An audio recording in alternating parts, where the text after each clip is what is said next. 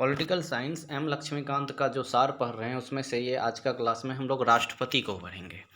तो राष्ट्रपति का बारे में आप जानते हैं कि हमारा जो संविधान का भाग 5 है, भाग 5 ये संघ कार्यपालिका से संबंधित है, जिसमें आप देख सकते हैं कि भाग 5 के अनुच्छेद 52 में ही ये बात लिखी गई है कि भारत में एक राष्ट्रपति होगा। क्या लिखा गया है कि भारत में एक राष्ट्रपति होगा, अनुच्छेद 52 कहता है। और अनुच्छेद 53 क्या कहता है, देश की समस्त कार्यपालिका शक्ति राष्ट्रपति में निहित होगा, जिसमें राष्ट्रपति इन शक्तियों का प्रयोग या तो स्वयं करेगी या अपने अधीनस्थों के माध्यम से करेगी। तो पहले दो अनुच्छेद को हम लोग याद करने का प्रयास करते हैं। अनुच्छेद 52 क्या कह रहा है कि भारत में एक राष्ट्रपति होगा, ठीक। और दूसरा कह रहा है कि संघ भारतीय कार्यपालिका की जितनी भी शक्तियां होंगी वो सभी राष्ट्रपति में ही निहित होगा। और आगे क्या कह रहा है कि इसका प्रयोग वे या तो किस खुद करेंगे या तो अपने अधीनस्थों के माध्यम से करेंगे। अनुच्छेद 54 क्या कह रहा है कि राष्ट्रपति के निर्वाचक मंडल में कौन कौन से शामिल होंगे। अभी हम लोग पढ़ेंगे कि राष्ट्रपति को जो वोट देता है, आपको पता है कि राष्ट्रपति का वोट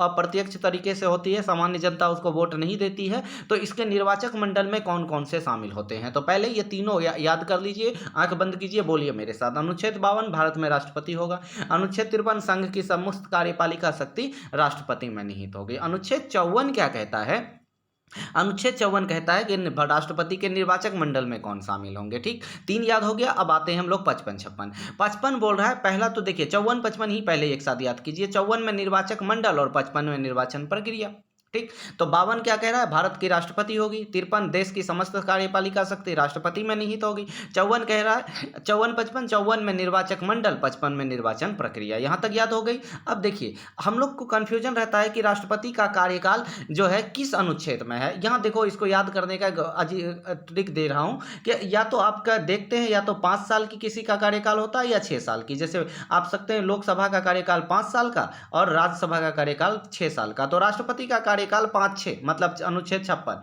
यह बिना मतलब का लॉजिक है मगर याद रह जाएगा। क्या बोल रहा है, राष्ट्रपति का कार्यकाल किस अनुच्छेद में है, 5-6 मतलब कितना, 56 में। तो अब देखो जब कार्यकाल अनुच्छेद 56 में है तो इसी में तो इसको ये भी होगा कि इसको हटाया भी जा सकता है कार्यकाल से। तो अब हटाएंगे कैसे, ये प्रक्रिया दिया है 61 में, लेकिन हटाने के बाद कही गई है इसी में कि कार्यकाल से पहले भी इसे हटाया जा सकता है। और राष्ट्रपति को किस आधार पर हटाया जा सकता है, ये भी किसी कार्यकाल में शामिल है कि राष्ट्रपति को संविधान के उल्लंघन करने के आधार पर हटाया जा सकता है। एकमात्र आधार क्या दिया है, संविधान का उल्लंघन, ठीक। अब आते हैं अनुच्छेद 57। अनुच्छेद 57 कहता है पुनर्निर्वाचन के लिए पात्रता। मतलब क्या है कि राष्ट्रपति क्या दोबारा बन सकता है, 3 बार बन सकता है। तो भारत में राष्ट्रपति कितना भी बार बन सकता है, इसके लिए कोई भी लिमिट नहीं है। जबकि अमेरिका में कोई भी व्यक्ति सिर्फ 2 बार राष्ट्रपति बन सकता है। और अनुच्छेद 58 में क्या कहता है, एक बार याद कर लें। 54 निर्वाचक मंडल, 55 क्या बोल रहा है, निर्वाचन प्रक्रिया, और 56 राष्ट्रपति का कार्यकाल। तो कार्यकाल उसके बाद 57 क्या कह रहा है, अच्छा कार्यकाल पूरा हो गया तो फिर से निर्वाचन हो सकता है कि नहीं। तो 57 निर्वाचन के लिए पात्रता देती है। अब 58 59 में क्या कहता है, जरा गौर से समझिएगा, याद हो जाएगी।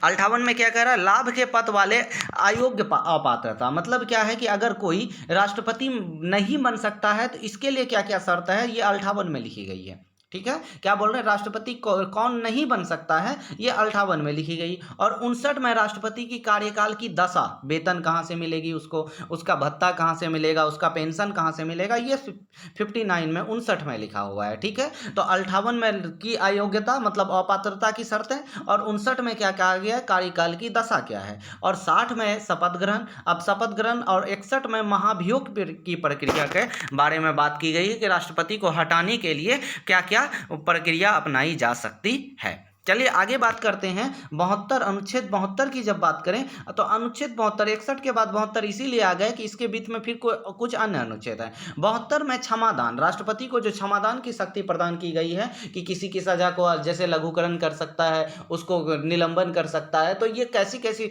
जो भी प्रक्रिया है जो आगे पढ़ेंगे हम लोग तो अगले क्लासों में, तो इसके बारे में अनुच्छेद 72 में बात की गई है, राष्ट्रपति की क्षमादान शक्ति। तो आप लोगों को ये सारी बातें याद हो गई होगी। चलिए स्क्रीनशॉट ले लीजिए, बहुत जल्दी आप लोगों को टेलीग्राम चैनल बना के जो है पीडीएफ भी उपलब्ध करवा दी जाएगी। चलिए आगे बढ़ते हैं। अब देखिए जैसे कि बोले कि राष्ट्रपति का जो निर्वाचक मंडल 54 में है और निर्वाचन प्रक्रिया 55 में है, तो निर्वाचक मंडल में कौन कौन से शामिल होते हैं। तो सबसे पहले क्लियर कर दूं कि राष्ट्रपति के निर्वाचक मंडल में कोई भी मनोनीत सदस्य शामिल नहीं होता है, ठीक है, चाहे वो लोकसभा का मनोनीत सदस्य हो, राज्यसभा का मनोनीत सदस्य हो या विधानसभा का मनोनीत सदस्य हो, वो शामिल नहीं होता है। तो सबके सब क्या होंगे, निर्वाचित सदस्य ही शामिल होंगे। तो यहाँ तक बातें क्लियर है।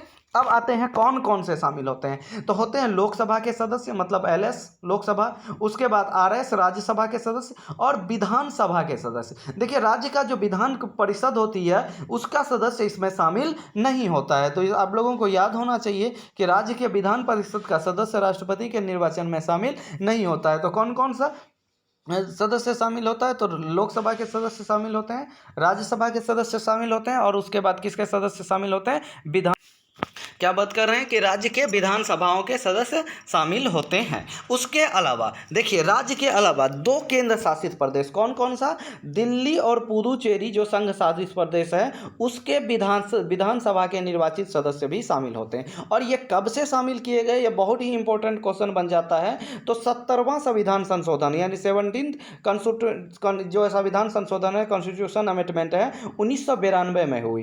तो उसी के बाद से यानी पहली बार चुनाव में शामिल ये लोग 1997 के मतदान में शामिल हुआ। तो ये 70वां संविधान संशोधन में ये व्यवस्था कर दी गई कि दिल्ली और पुदुचेरी के लोग भी शामिल होंगे। तो यहाँ क्वेश्चन बनता है कि किस संविधान संशोधन में ये व्यवस्था की गई कि दिल्ली और पुदुचेरी संघ सदस्य प्रदेश के भी लोग, विधानसभा के लोग राष्ट्रपति के चुनाव में शामिल होंगे। तो 70वां संविधान संशोधन। और कब पहली बार मतदान दिया, तो 1997 के इलेक्शन में ये लोग पहली बार राष्ट्रपति के चुनाव में मतदान दिया। चलिए आते हैं राष्ट्रपति की कुछ शक्तियों का वर्णन करते हैं। तो जैसे आर्टिकल 85 के अंतर्गत क्या क्या कहा गया है, राष्ट्रपति संसद के सत्र को आहूत कर सकता है, सत्र अवसान कर सकता है, और लोकसभा को ये भंग भी कर सकता है। राष्ट्रपति क्या कर सकता है, अनुच्छेद 85 के अंतर्गत संसद के सत्र को आहूत कर सकता है, सत्र अवसान कर सकता है, और लोकसभा को 5 वर्ष पूर्व होने के बाद, या लोकसभा में क्या बोल सकते हैं कि अगर सरकार को ये नहीं है, बहुमत नहीं है, तो ऐसी स्थिति में उसे वो भंग भी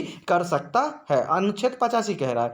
अनुच्छेद 86 कह रहा है वो संदेश भेज सकता है संसद में, अपना क्या भेज सकता है, संदेश भेज सकता है। उसके बाद संसद को वो संबोधित कर सकता है, मतलब संसद में अभिभाषण, अनुच्छेद 86 के अंतर्गत। और 87 क्या कह रहा है, विशेष अभिभाषण। ये विशेष अभिभाषण तो विशेष अवसरों पर ही होगा। तो वो विशेष अवसर कौन कौन सा है, वर्ष की प्रथम बैठक, या लोकसभा के प्रथम यानी नई लोकसभा के गठन के बाद प्रथम बैठक में जो भाषण दिया जाता है उसे विशेष अभिभाषण कहते हैं। तो अनुच्छेद 87 में क्या कह रहा है, विशेष अभिभाषण। और अभिभाषण किसमें, अनुच्छेद 86 में संसद को संदेश भेज सकता है, और 85 में संसद सत्र को आहूत करना, अवसान करना, या लोकसभा को भंग करने की शक्ति दी गई है।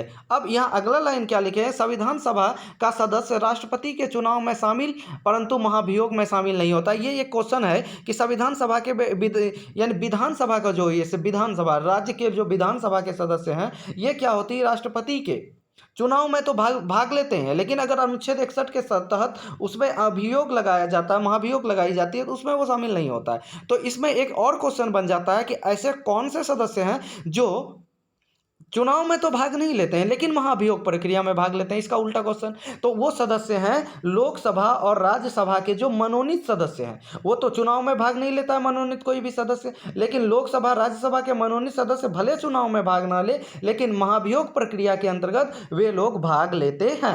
और चुनाव में भाग लेके महाभियोग में कौन नहीं भाग लेता है, तो विधानसभा के सदस्य चुनाव में तो भाग लेता है लेकिन महाभियोग में भाग नहीं लेता है। तो दोनों के क्वेश्चन यहाँ पर क्लियर हो गया होगा। चलते हैं हम लोग नेक्स्ट पेज की तरफ। नेक्स्ट पेज पहला लाइन वही लिखा है, लोकसभा राज्यसभा के मनोनीत सदस्य चुनाव में भाग नहीं लेता है परंतु महाभियोग में भाग लेता है। ये क्लियर कर दिया आपको पहले ही। अब आते हैं महाभियोग के कारण। अब भी बोले कि अनुच्छेद 61 के तहत महाभियोग लगाई जाती है, अनुच्छेद 72 में क्षमादान की शक्ति है। तो अनुच्छेद 61 में जो महाभियोग है इसमें एकमात्र कारण दिया है कि यदि संविधान का उल्लंघन या अतिक्रमण करे तो उसको हटाया जा सकता है। लेकिन अगर सुप्रीम कोर्ट के न्यायाधीश को हटाने की बात कहे तो उसको हटाने के लिए क्या है कि 2 बातें लिखी गई, या तो सिद्ध कदाचार मतलब भ्रष्टाचार, या नहीं तो अक्षमता जैसे पागल हो गया, दिवालिया हो गया, या किसी तरह की ऐसी स्थिति बन गई कि वो अब उस कार्य को निर्वहन में सक्षम नहीं है। तो ऐसी स्थिति में 2 बातों से सुप्रीम कोर्ट हाई कोर्ट के न्यायाधीश को हटाया जा सकता है, सिद्ध कदाचार और अक्षमता। लेकिन राष्ट्रपति को हटाने का एकमात्र क्या दिया है, संविधान का उल्लंघन या अतिक्रमण। चलिए आते हैं हम लोग आगे क्या कहा गया है, स्वतंत्र उम्मीदवार के रूप में। ये बहुत इंपॉर्टेंट सब्जेक्ट है। स्वतंत्र उम्मीदवार मतलब जो किसी भी पार्टी के उम्मीदवार नहीं था, स्वतंत्र उम्मीदवार के रूप में राष्ट्रपति का चुनाव कौन जीता था? तो बीबी गिरी। ऐसा हुआ था इंदिरा गांधी सरकार में, जैसे में कि इंदिरा गांधी में और उस समय प्रधानमंत्री थी और उस समय कांग्रेस के जो अध्यक्ष थे उसके बीच हो गया मतभेद होने के कारण कांग्रेस के अध्यक्ष किसी और को खड़ा कर दिया इलेक्शन में। तो इंदिरा गांधी ने अपनी ओर से इसको स्वतंत्र रूप से कहा था बीबी गिरी को इलेक्शन में खड़ा करने के लिए, यानी राष्ट्रपति का चुनाव लड़ने के लिए। ऐसी स्थिति में बीबी गिरी सबसे कम वोटों से जीतने वाले राष्ट्रपति बने थे और द्वितीय चरण की मतगणना में चुनाव जीतने वाले एकमात्र राष्ट्रपति कौन थे? बीबी गिरी थे। अब आते हैं निर्विरोध निर्वाचित, मतलब एक तो स्वतंत्र उम्मीदवार, मतलब किसी भी पार्टी का नहीं, और निर्विरोध मतलब इसके खिलाफ कोई इलेक्शन में आया ही नहीं। तो कौन था? नीलम संजीव रेड्डी। तो दो अलग अलग क्वेश्चन, स्वतंत्र उम्मीदवार के रूप में राष्ट्रपति बीबी गिरी जो बने हैं और निर्विरोध निर्वाचित कौन हुए? नीलम संजीव रेड्डी जी हुए हैं। अब देखिए भारत के प्रथम कार्यवाहक राष्ट्रपति कौन हुए? बीबी गिरी ही हुए, क्योंकि जाकिर हुसैन साहब के क्या हो गई थी, वैसे जो राष्ट्रपति के पद पे थे वो मृत्यु हो गई, उपराष्ट्रपति के पद पर जो था वो भी खत्म हो गए। तो ऐसी स्थिति में बीबी गिरी को कार्यवाहक राष्ट्रपति जाकिर हुसैन की बात जो है बीबी गिरी को संभालना पड़ा था। लेकिन सुप्रीम कोर्ट के न्यायाधीश जो कार्यवाहक राष्ट्रपति बने वो थे मोहम्मद हिदायतुल्ला। कौन है? मोहम्मद हिदायतुल्ला, जो सुप्रीम कोर्ट के न्यायाधीश थे और राष्ट्रपति बने। और प्रथम कार्यवाहक राष्ट्रपति कौन बने थे? बीबी गिरी। तो सुप्रीम कोर्ट के न्यायाधीश कैसे बनते हैं राष्ट्रपति? देखिए है क्या कि मान लीजिए राष्ट्रपति की मृत्यु हो गई और उपराष्ट्रपति भी नहीं है पद पे, ऐसी स्थिति में जो है तब सुप्रीम कोर्ट के न्यायाधीश को राष्ट्रपति का पदभार दिया जाता है। उसी तरह हिदायतुल्ला सर जो है राष्ट्रपति बने थे। अब वीटो के प्रकार भारत में देखिए, वैसे तो वीटो के 4 प्रकार होते हैं, लेकिन भारत में 3 ही प्रकार के वीटो हैं। तो 4 प्रकार कौन कौन का है? पहला है विशेषित वीटो, जो भारत के राष्ट्रपति को प्राप्त नहीं है। दूसरा है निलंबनकारी वीटो, ये पुनर्विचार के लिए भेजा जा सकता है। निलंबनकारी वीटो का प्रयोग जब होती है तो बिल को, यानी जो भी ये कानून बनना है उसके लिए पुनर्विचार के लिए राष्ट्रपति भेज देता है। दूसरा है पॉकेट वीटो, यानी ये अपने पास सुरक्षित रख लेता है, अपने विचार को उस बिल पर ये सुरक्षित रख लेता है। आंतरिक वीटो का मतलब ये होता है कि बिल को ही समाप्त कर दिया जाता है। तो 3 प्रकार का निलंबनकारी मतलब पुनर्विचार के लिए भेजना, पॉकेट वीटो जिसको जेबी वीटो भी कहते हैं, अपने पास सुरक्षित रख लेना, और आत्यंतिक वीटो का मतलब होता है कि बिल को समाप्त ही कर देना, उसका अंत ही कर देना। अब आते हैं राष्ट्रपति को जो आपातकालीन शक्तियां हैं। देखिए राष्ट्रपति अनुच्छेद 352 के तहत राष्ट्रीय आपातकाल, अनुच्छेद 356 के तहत राष्ट्रपति शासन और अनुच्छेद 360 के तहत वित्तीय आपातकाल लगाते हैं। ये तो सबको पता होगा, लेकिन इसमें बात क्या है कि अगर राष्ट्रपति अनुच्छेद 352 के तहत राष्ट्रीय आपातकाल लगाता है तो 1 माह के भीतर संसद की स्वीकृति आवश्यक है, और यह स्वीकृति विशेष बहुमत के आधार पर क्या करनी होगी? लेनी होगी। देखिए क्या कह रहे हैं कि अगर अनुच्छेद 352 के तहत राष्ट्रीय आपातकाल लगाता है सशस्त्र युद्ध एवं बाहरी आक्रमण की स्थिति में, तो ऐसी स्थिति में 1 माह के भीतर संसद की स्वीकृति लेनी होगी, और यह स्वीकृति क्या चाहिए? विशेष बहुमत से चाहिए।